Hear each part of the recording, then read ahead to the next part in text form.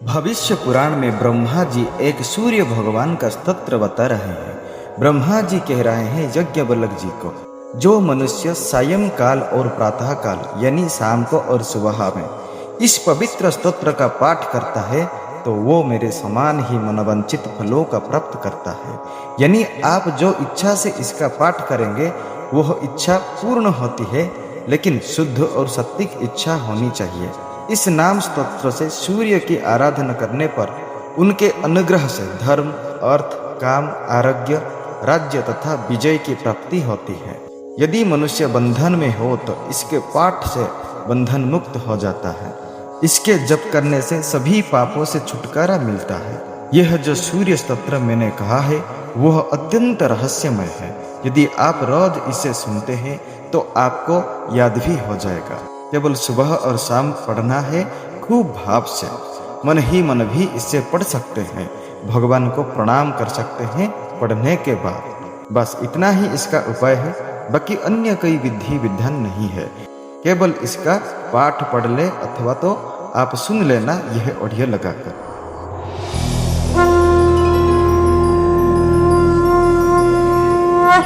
ब्रह्मोवाच नामभिः संस्तुतो देवो यैरर्कः परितुष्यति तानि ते कीर्तयामेस्य यथा वदनुपूर्वशः। नमः सूर्याय नित्याय रवो ये कार्यभानवे भास्कराय मतंगाय मार्तंडाय विवस्वते आदित्यायादिदेवाय नमस्ते रश्मिमालिने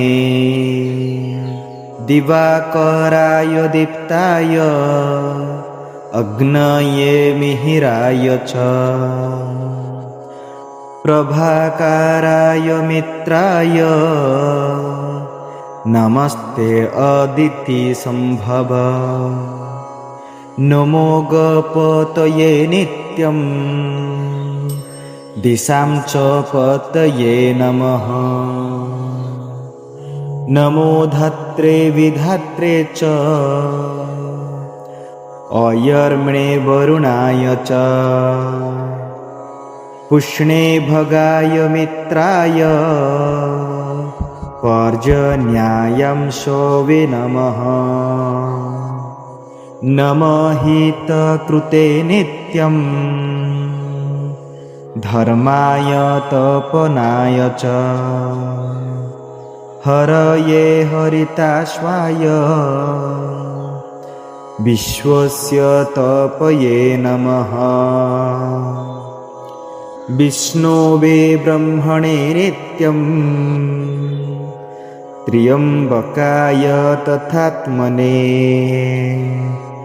नमस्ते सप्तलोकेश नमस्ते सप्तसप्तये एकस्मै हि नमस्तुभ्यं मेकचक्ररथाय च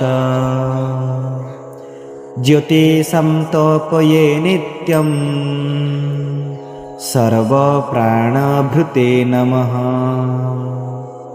हिताय सर्वभूतानां शिवायार्तिहराय च नमः पद्मप्रबोधाय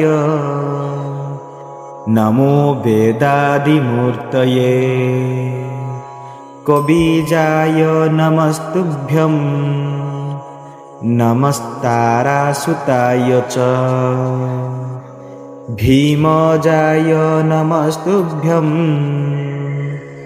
पावकाय च वे नमः।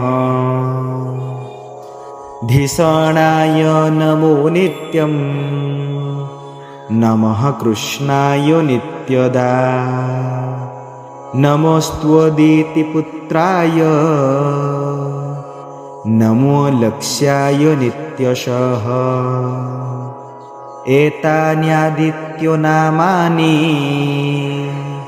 मया प्रोक्तानि वे पुरा आराधनाय देवस्य सर्वो कामेन सुव्रत स्वयं प्रातः शुचिर्भूत्वा यः पठेत् सुसमाहितः स प्राप्नोत्यखिलान् कामान् यथाहं प्राप्तवान् पुरा प्रसादात् तस्य देवस्य भास्करस्य महात्मनः श्रीकामः श्रियोमाप्नोति धर्मार्थे धर्ममाप्नुयात्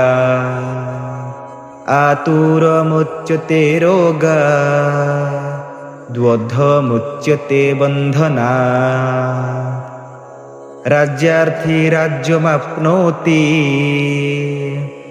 कामार्थी काममाप्नुयात् एतज्जप्यं रहस्यं च सन्ध्योपासनमेव च